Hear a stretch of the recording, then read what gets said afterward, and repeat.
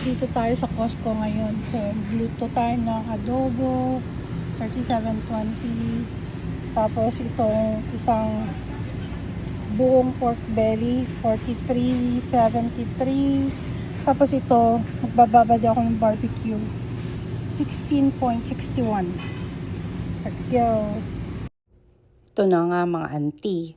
Ni-slice ko lang yung liempo sa desired thickness na kailangan ko at kung anong lulutuin ko. So, yan yung kalahati.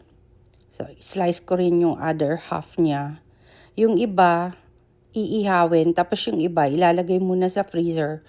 Tapos ito, sa paraan na to, mas makakatipid ka kaysa bumili ka na ng slice liempo.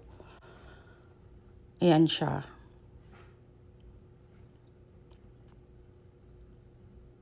Mas makakapal na yung hiwa ko dyan. Tapos si Don Ramon, busy naman nanonood ng TV. Pero usually ako lang talaga in charge sa ganyan.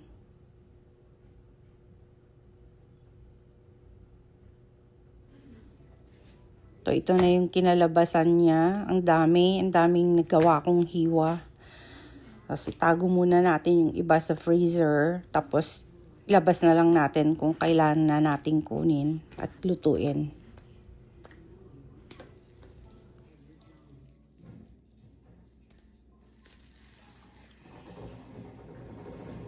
Dami.